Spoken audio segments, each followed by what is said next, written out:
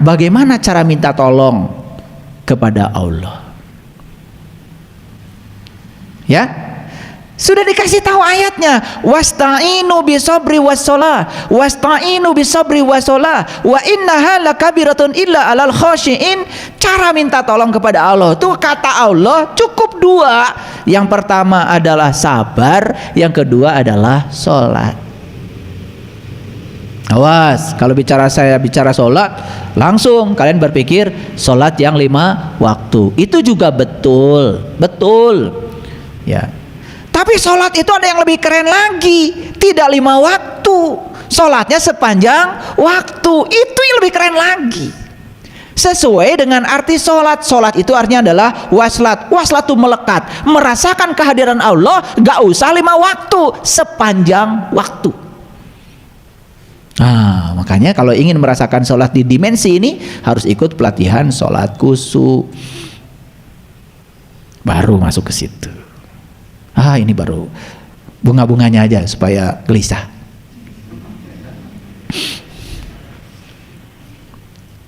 Karena Allah bilang di ayat ini, wa innaha lakabiratun ila alal khasiin. Tidak akan bisa kamu minta tolong dengan sabar dan sholat, karena itu amat berat, kecuali untuk orang-orang yang khusyuk.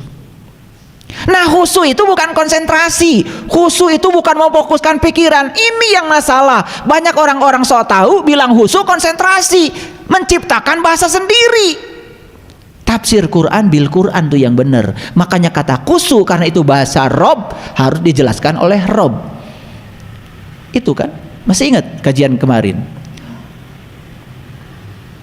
Wa yas'alunaka 'anir ruh qul ar-ruh min amri rabbi wa ma utitu minal ilmi illa qalila. Jika ada orang bertanya tentang ruh, katakanlah ruh itu urusan Tuhan. Kalau ruh urusan Tuhan, jangan tanya pada yang selain Tuhan, gitu. Bukan tidak boleh belajar ruh. Selama ini kan konyol, karena ruh urusan Tuhan, udah gak usah belajar ruh. Kalau ruh itu urusan Tuhan, maka cara belajarnya ke Tuhan. Gitu, jangan ke hantu.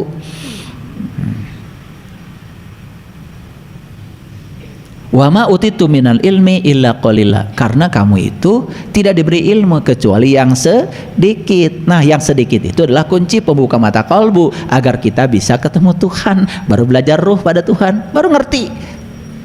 Itu yang disebut dengan kecerdasan melampaui batas, yaitu batas pikiran.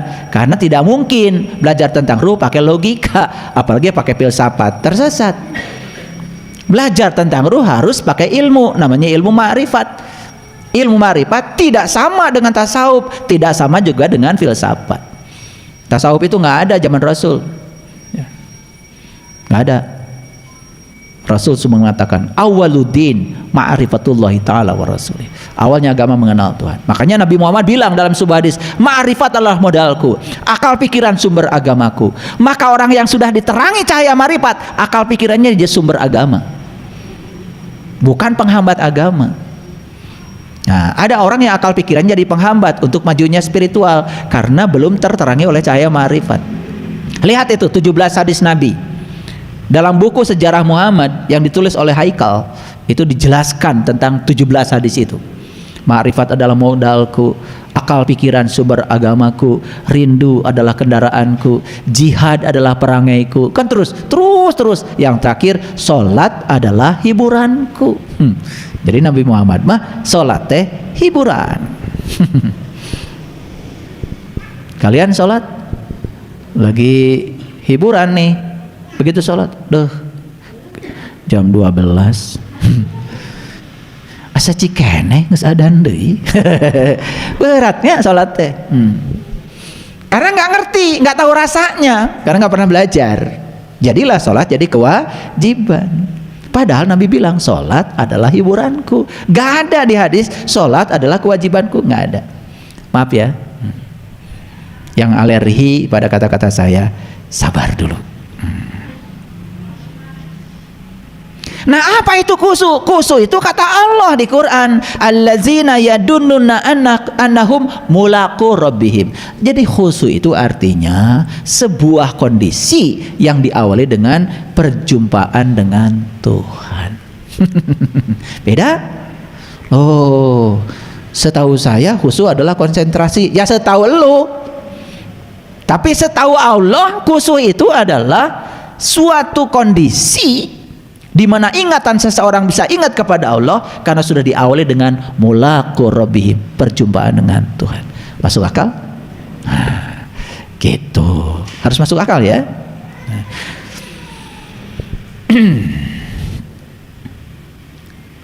Lalu ayat lain Allah mengatakan in yang surkum, ya, in yang surkumullahu fala ghalibilakum.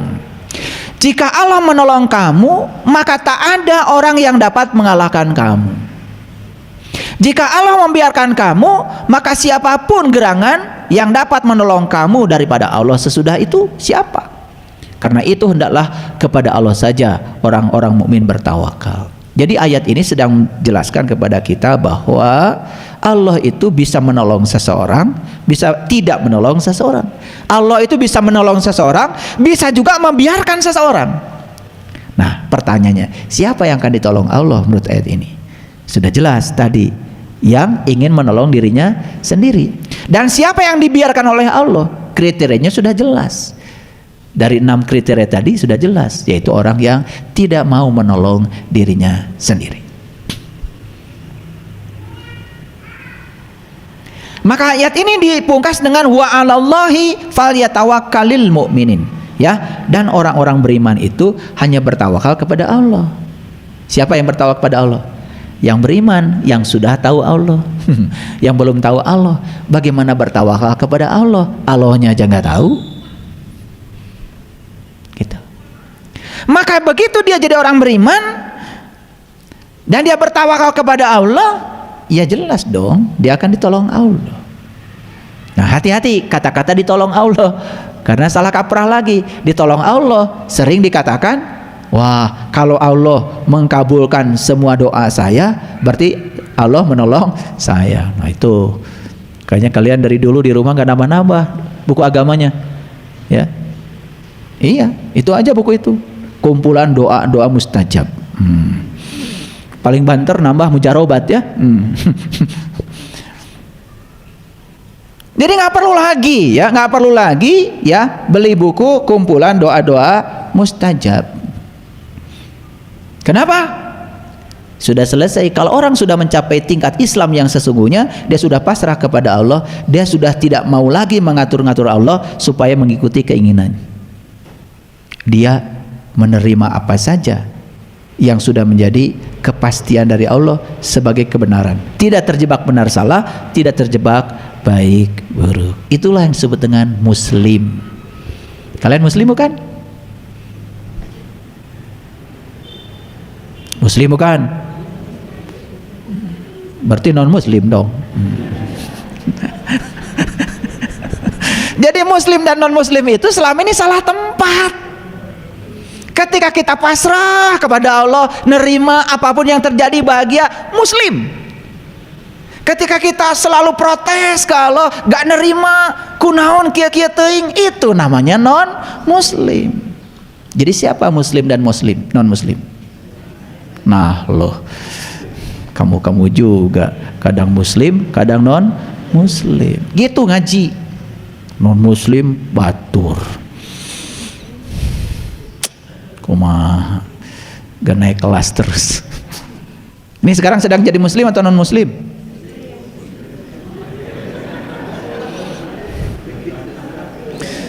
Di sini mah nggak kelihatan. Di sini tuh saya tidak bisa bilang kalian itu muslim, gak bisa. Karena saya tidak bisa bilang kalian muslim dari pakaiannya. Nah, kalian itu kelihatan muslim atau tidak muslim itu di kehidupan. Wajahnya anggun, senyumnya bersahabat. Ya, ya, tidak ada kecurigaan pada orang lain. Bahkan senyumnya bukan hanya dengan mulut, senyumnya sudah dengan mata. Matanya penuh dengan persahabatan. Selalu berbaik sangka pada setiap orang. Dirindukan banyak orang. Muslim. Penuh curiga, senyumnya miring ke kiri, ke kanan nggak ada. Ya toh? Iya, kalau ngomong menyakitkan, kalau bicara penuh dengan fitnah dan hoax. Bagi saya sih yang kayak gitu non muslim. Jadi muslim dan non muslim itu sebetulnya ditujukan ke dalam diri kita sendiri. Stop menunjukkan pada orang lain. Kan tidak elok di sebuah kumpulan kita sedang bersama dengan orang-orang. Kadang-kadang saya mohon maaf di acara resmi kan suka ada begini. Oh, saya akan memimpin doa. Ya, untuk yang non muslim silahkan sesuai dengan kepercayaan masing. Kan gak enak gitu, gak enak. Mau mimpin doa sudah mendiskreditkan orang lain kan gitu. Itu acara resmi dan ini sering terjadi. Saya ya, kalau saya ada di posisi itu, gak enak. Untung aja mereka yang dibilang begitu gak langsung bubar. Kalau gitu saya mau keluar aja, gak ikutan doa Anda. Gimana kalau begitu? Betul gak?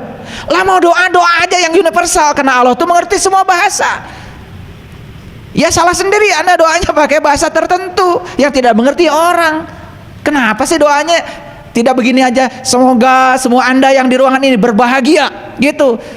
Gitu aja kan? Betul? Kan doanya singkat tapi padat. Udah mendiskreditkan orang, kemudian doanya pun hanya untuk kelompok tertentu, padahal orang sudah hadir. Saya mau nanya sama kalian, di situasi itu nyaman gak kita? Gak nyaman kan? Betul gak? Gitu. Nah, disitulah belajar namanya tepo seliro. Belajar merasa sebelum terasa. Itu yang disebut dengan silih asah, silih asih, silih asuh, silih wawangi. Makanya Eyang Prabu melambangkan ilmunya dengan maung. Maung itu manusia unggul. Manusia unggul itu yang sudah mencapai kebijaksanaan, yang sudah bisa merasakan orang lain sebelum terasa. Nyaan dedehan. Kasaha itu boleh nyaan dedeh. Gitu. Ajaran leluhur kita kan begitu, ya. Nah, kita lihat Quran surah Luqman ayat 33. Hai manusia, nah, yang dihaikan manusia, yang selain manusia gak dihaikan. Kalian dihaikan gak kira-kira? Dihaikan apa tidak? Dihaikan dong, saya kan manusia. Tapi Quran mengatakan manusia itu yaitu orang yang sudah bisa menggunakan kolbunya, penglihatannya, pendengarannya untuk bertemu Tuhan. Yang belum ulaika kal anam. Maaf ya. Jadi yang dihaikan di sini siapa? Hanya manusia. Yang ngaku manusia gak dihaikan. Apakah semua yang di ruang ini dihaikan? Saya nggak tahu. Tanya pada dirimu, layak nggak saya untuk dihaikan? Gitu aja. Tanya dirimu sendiri. Karena di Quran surat Al-A'raf dikatakan walaqad dara'na li jahannam katsiran minal jinni wal ins lahum qulub la yafqahuna biha wa lahum adzanu la yasma'una biha wa lahum ayunun la yubsiruna biha ulaika kal an'am bal hum adall. Mereka yang punya kalbu tetapi tidak digunakan untuk memahami, melihat dan mendengar. Ulaika kal an'am. Jadi kalau baru bisa melihat dan mendengar dengan telinga luar, bukan dengan telinga kalbu kita, itu tidak dikategorikan sebagai manusia. Makanya saya membuat buku judulnya Menjadi Manusia. Kersaha eta buku teh.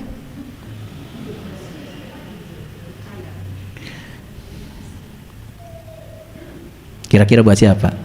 Judulnya singkat, Menjadi Manusia. Buat siapa? Buat saya, enak aja. Emang lu siapa? Buat yang baru ngaku jadi manusia tapi can jadi jelema. Hai manusia, bertakwalah kepada Tuhanmu dan takuilah suatu hari yang pada hari itu bapak tidak bisa menolong anaknya, anak juga tidak bisa menolong bapaknya. Ini ayat judulnya itu supaya tidak ewuh pakewuh. Akan ada suatu hari di mana bapak nggak bisa menolong anaknya, anak juga bisa nolong bapaknya. Akan ada suatu hari. Saya tanya sama kalian kalau udah pinter, kapan hari itu? Kapan hari itu? Sekarang. Enak aja, memang sekarang nggak bisa bapak nolong anak. Jangcing, bapak terbuka rokok ya? Bisa, bisa sekarang. Akan ada suatu hari bapak tidak bisa menolong anak dan anak tidak bisa menolong bapak. Kapan hari itu? Nah, liar kan? Iya. Selama ini kita tuh nggak ngerti ayat ini. Pada saat itu setan-setan dibelenggu.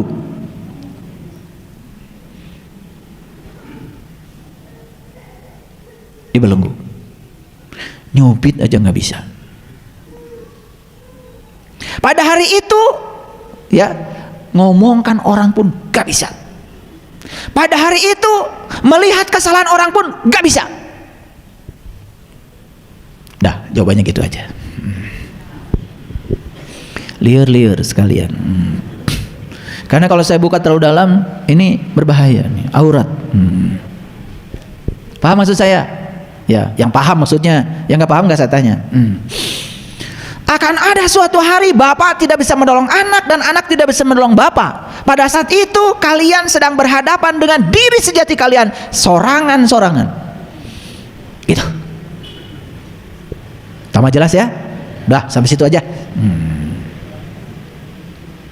Sesungguhnya janji Allah adalah benar, maka janganlah sekali-kali kehidupan dunia memberdayakan kamu, dan janganlah ya setan memberdayakan kamu. Jadi setan itu adalah diri kamu yang palsu saat kamu diperdayakan oleh dirimu sendiri, pikiran gitu. Jadi saya sampaikan selamat ya untuk kalian yang sudah bisa menolong diri sendiri. Bapak menolong dirinya sendiri, anak bisa menolong dirinya sendiri. Kan hari itu bapak tuh bisa mau budak itu bisa ngajakan kolotna, sewang-sewangan sendiri-sendiri. Disitulah kalian sedang ikro kitabaka kafa binafsika al yauma alaika hasiba. Di situ kalian sedang membaca kitab amalmu sendiri-sendiri tanpa orang lain. Hebat gak Allah? Hebat. Dan kitab amalmu gak bisa dicontek pada siapapun, karena orang lain gak bisa masuk. Hanya kamu sendiri yang melihat kitab amalmu sendiri. Bukankah sebegitu agungnya cara Allah menyembunyikan aib kita?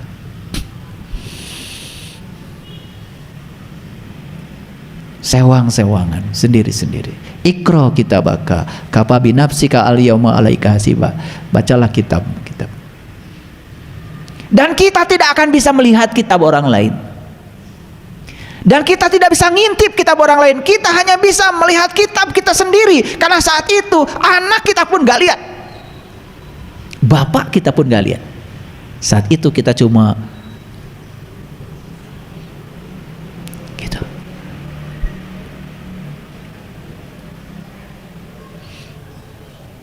Ini yang jarang dibicarakan. Dan yang lucunya banyak yang tidak merindukan hari ini. Saat itu tidak dirindukan. Harusnya tanya, kapan hari itu? Selalu saja hari kiamat,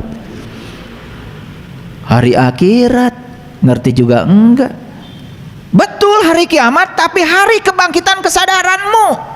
Betul hari akhirat, saat engkau bisa menyaksikan akhirat dalam dirimu. Itulah hari yang penting, di mana anak tidak bisa menolong bapaknya, bapak tidak bisa menolong anaknya. Gitu. Kalau lagi gini bisa nggak tolong menolong? Bisa. Yang nggak mau nulis, nggak punya pensil masih bisa. Sekarang mah sebetulnya bukan hari, tapi saat. Nanti kalian pulang dari sini, silakan. Dan saat itu yang menentukan bukan Allah. Saat itu yang menentukan adalah dirimu sendiri.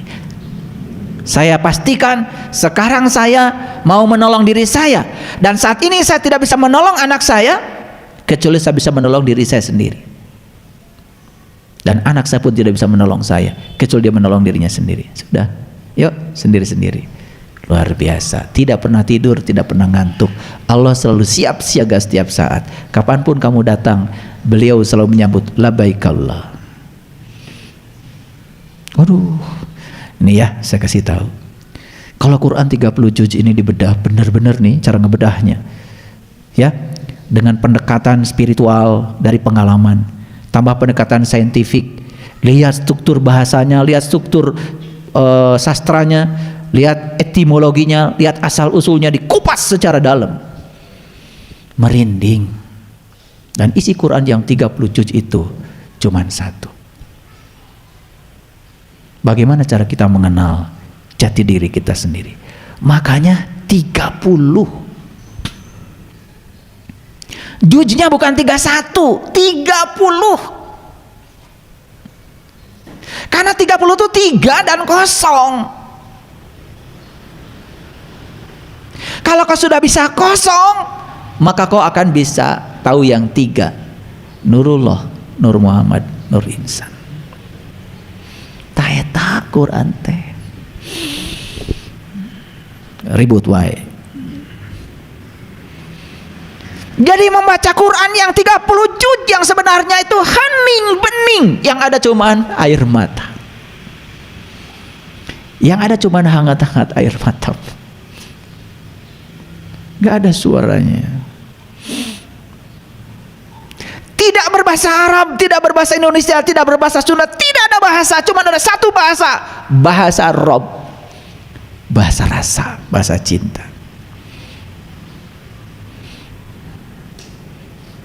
Udah bisa? Kalian yang sudah bisa baca Quran yang ini.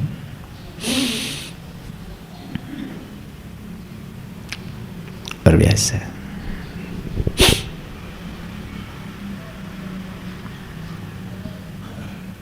Baik, kita lanjutkan.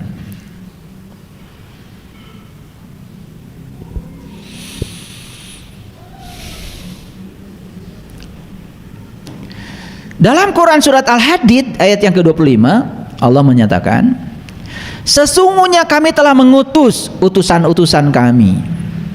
Laqad arsalna rusulana bil bayinat, dengan membawa bukti-bukti yang terang benderang. Bayinah itu terang benderang, caang bayinah itu. Ya. Laqad arsalna rusulana bil bayinat, sesungguhnya kami telah mengutus utusan-utusan kami. Apa sih utusan-utusan itu yang dibawa dia? Cuma satu, bukti yang terang benderang. Gitu.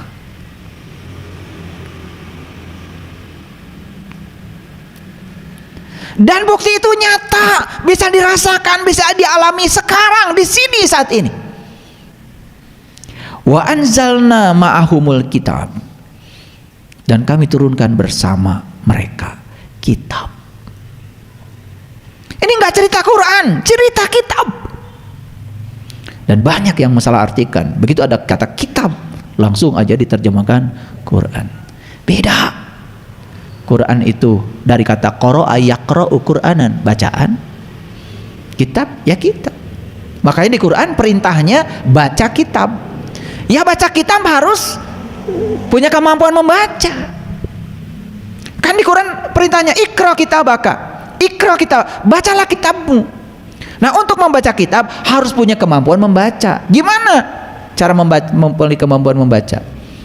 Ya, membacanya bukan dengan mata itu, tapi gunakan mata yang diberikan Allah, yang tanpa batas. Sesungguhnya kami telah mengutus utusan-utusan kami dengan membawa bukti yang nyata, dan telah kami turunkan bersama mereka Alkitab dan mizan. Mizan itu sering disebut dengan neraca. Neraca itu sering disebut dengan keadilan. Makanya ketika Krishna memberikan ceramah di padang Kuruksetra pada Arjuna, siapa Arjuna? Arjuna itu lambang simbolisasi dari manusia. Dan Krishna itu lambang seorang guru, ya, yang diberi kemampuan untuk bisa mengajarkan ilmu sejati pada manusia. Ini adalah dialog antara guru dan murid. Makanya yang disampaikan oleh Krishna itu adalah 5 dasar kebenaran. 1 adalah pengetahuan, yang kedua adalah cinta, yang ketiga adalah keadilan, yang keempat adalah kesabaran, yang kelima adalah pengabdian. Nah, dari 5 dasar kebenaran, di situ ada nyelip namanya keadilan. Nah, bahasa Quran itu adalah mizan. Makanya siapapun orang yang sudah mengalami Ar-Rahman, sudah bisa mengalami Ar-Rahman, ya bukan baca Ar-Rahman, barijang teu ngarti, maka dia akan mencapai mizan itu.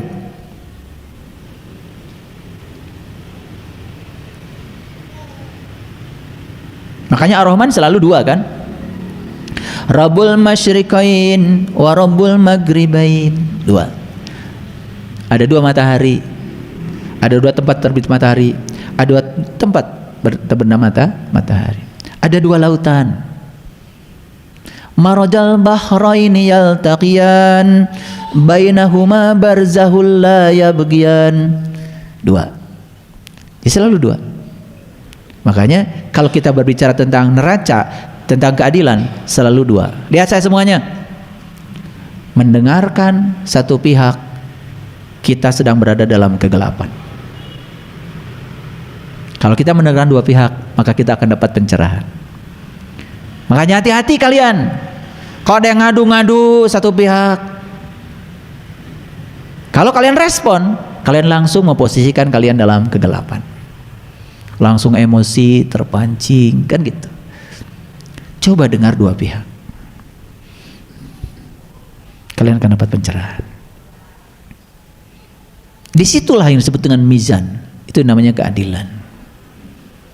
Ya, itu. Makanya coba hakim dengar terdakwa bicara apa, dengar jaksa bicara apa, karena jaksa ditunjuk oleh negara untuk memberikan tuntutan. Jaksa tentu saja dari polisi, hakim kan di tengah aja. Tuh. Maka disebutnya juga hakim. Itu nama terlalu tinggi kalau menurut saya, karena hakim itu orang yang bijaksana, orang yang sudah berada di titik tengah, tidak terpengaruh oleh apa kata terdakwa, tidak juga terpengaruh apa kata jaksa. Dia sudah di titik tengah, hakim.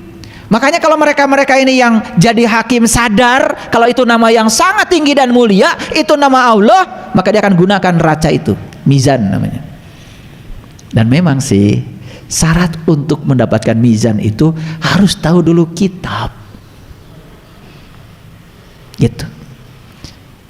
Jadi kalau untuk tahu kitab apa? Ya untuk tahu kitab ya dia harus ketemu guru yang membawa bukti yang nyata. Makanya coba lihat struktur bahasanya. Sesungguhnya kami telah mengutus utusan-utusan kami dengan membawa bukti yang nyata, dan kami telah turunkan kepadanya kitab. Siapa yang dapat kitab, maka dia akan mendapatkan neraca. Itu. Jadi sekarang ada situasi yang sangat menyedihkan, di mana ada penangkapan terhadap orang-orang yang justru bergerak di bidang hukum, ya, itu kan tentu saja. Nah, menurut saya sih sederhana, mungkin belum tahu kitab sejatinya, baru tahu KUHP aja. Dan kami ciptakan besi. Nah ini, makanya al-hadid itu besi. Nah besi itu simbolisasi dari tulang sebetulnya. Makanya kalau di Quran surat Al-Kahfi dikatakan, dan kamu ratakan besi-besi itu ya sejajar dengan kedua gunung. Nah, itu di surat Al-Kahfi itu cerita tentang Zulkarnain. Ya toh? Nah, pusing kan? Ya udah, supaya pusing biarkan aja, nggak saya jelaskan. Kami ciptakan besi yang padanya terdapat kekuatan yang hebat. Ya memang besi itu kuat, tapi kekuatan besi ya kalah dong sama baja. Kalau mau dibanding-banding dengan logam, karena ini bukan cerita besi itu, bukan cerita besi yang ada di pandai besi. Ini cerita sesuatu yang diberikan pada kita. Kalau itu digunakan, kamu menjadi punya kekuatan. Coba, kalau tubuh kita ini nggak ada tulangnya, tuh puguh wujudnya. Betul nggak? Ngalumuh kue jika daging kiloan di pasar. Betul nggak? Kan gagah itu karena ada tulang. Nah karena ada tulang, ya tulang itu kan dibuat sedemikian. Lihat, tangan kita aja tidak sama panjang, berbuku-buku luar biasa. Betul nggak? Dan ini begitu fleksibelnya, luar biasa. Maka Allah bilang, yadullah fawqa aydihim, tangan Allah ada padamu. Tangan Allah ya gunanya buat menyenangkan Allah, bukan untuk menyenangkan kamu. Enak aja. Nah itulah, makanya aku berikan kepadamu besi, ya, dan padanya terdapat kekuatan yang sangat hebat, yang sangat bermanfaat bagi kamu untuk menjadi kamu sebagai manusia. Di situ. Awas, bukan besi yang di toko besi, nggak ada urusan. Makanya nama-nama surat di Quran itu luar biasa. Al-Hadid, besi. Gitu. Ya. Nah, Allah mengetahui siapa yang menolongnya, dan Allah juga mengetahui siapa yang menolong utusan-utusannya. Kalau gitu saya mau nanya, siapa yang menolong Allah dan Rasulnya?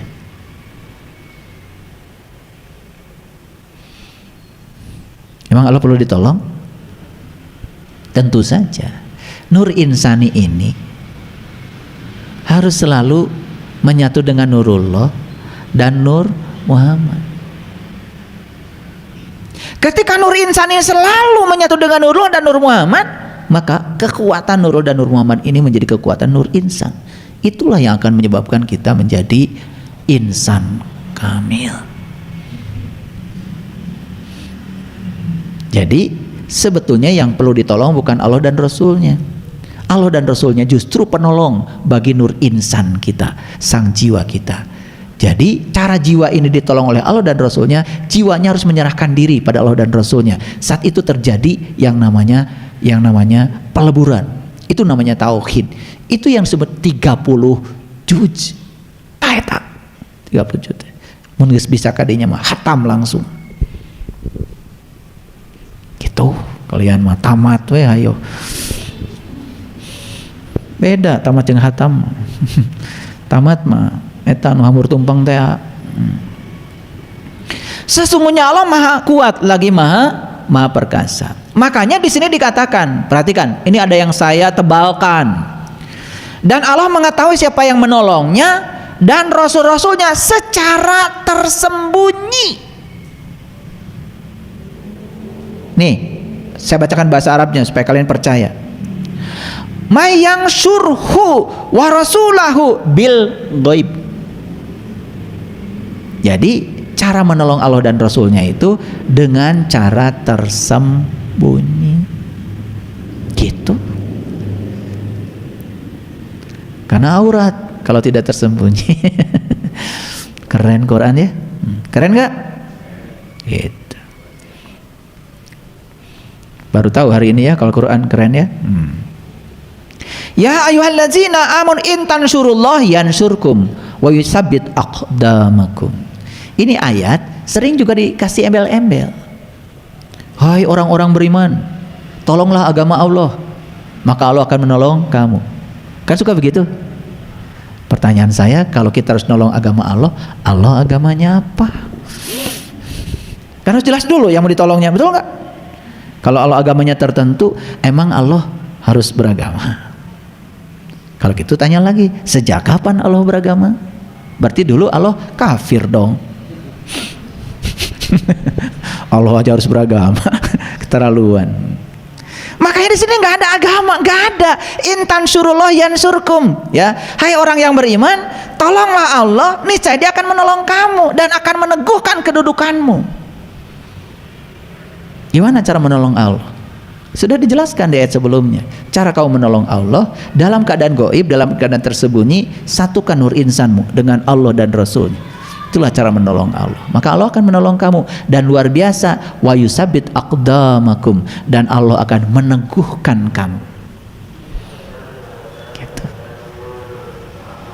Nah, setelah saya urai secara panjang lebar ini tambah pusing atau tambah mengerti? Ya. Yang tambah pusing saya doakan semoga suatu saat bisa membebaskan kepusingannya. Yang tambah mengerti saya doakan semoga tambah kuat imannya. Ya kan? Yang sudah mendapatkan ya cara-cara untuk menolong diri kita sendiri, teruskan, penuh semangat. Ya. Jadi hari ini kita punya gambaran kelompok manusia mana yang bisa ditolong dan kelompok manusia mana yang tidak bisa ditolong. Silahkan kalian yang menempatkan diri, mau ditolong atau tidak ditolong, pilihan ada pada kalian sendiri. Shadaqallahul adzim, barakallahu li wa lakum. Assalamualaikum warahmatullahi wabarakatuh.